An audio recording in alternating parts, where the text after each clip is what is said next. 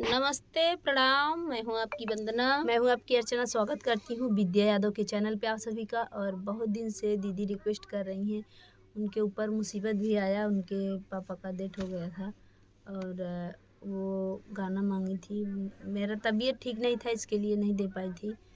एक बहुत ही प्यारा गीत सुना रही हूँ, नाच गीत है। कैसे लगेगा कमेंट में ज़रूर बताना और दीदी के चैनल को ज़्यादा से ज़्यादा सपोर्ट करना। अब ही 4 दिन हो, अब ही 4 दिन अइले मोर गवानवा, बहरवा तू निकार दी हो। अब ही 4 दिन हो, अब ही 4 दिन अइले मोर गवानवा, बहरवा तू निकार दी हो। सासू समझ जिन कमजोर, बाटी मुँहवा के जोर। सासू समझ जिन कमजोर, बाटी मुँहवा के जोर। अपने भैया जी से हो, अपने भैया जी से चुगली लगाई दे, झगड़ा कराई दे हो। अपने भैया जी से हो, अपने भैया जी से चुगली लगाई दे, झगड़ा कराई दे हो। अब ही 4 दिन हो, अब ही 4 दिन अइले मोर गवानवा, बहरवा तू निकाल दी हूँ।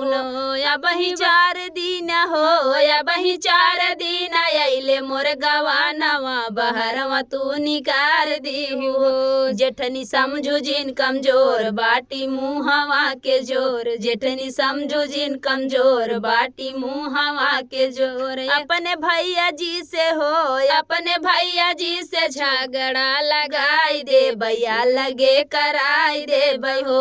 अपने भैया जी से हो, अपने भैया जी से चुगली लगाई दे, भैया लगे कराई दे हो। अब ही 4 दिन हो, अब ही 4 दिन अइले मोर गवानवा, बहरवा तू निकाल दी हो। अब ही 4 दिन हो, अब ही 4 दिन अइले मोर गवानवा, बहरवा तू निकाल दी हो। ननदी समझू जिन कमजोर, बाटी मुँहवा के जोर। ननदी समझू जिन कमजोर, बाटी मुँहवा के जोर। अपने भैया जी से हो, अपने भैया जी से चुगली लगाई दे, ससुरे पठाई दे हो। तोहरे भैया जी से हो, तोहरे भैया जी से चुगली लगाई दे, ससुरे पठाई दे हो। अब ही 4 दिन हो, अब ही 4 दिन अइले मोर गवानवा, बहरवा तू निकार दी हो।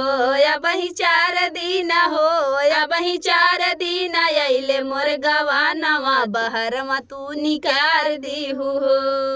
तो फ्रेंड, गीत कैसा लगा कमेंट बॉक्स बताना। फिर मिलते किसी नए गाने साथ, तब तक के लिए बाय बाय दोस्तों। और आप लोग से रिक्वेस्ट है, दीदी के चैनल को ज़्यादा से ज़्यादा सपोर्ट करना। कौन से दीदी के चैनल? विद्या यादव के चैनल को ज़्यादा से ज़्यादा सपोर्ट करना।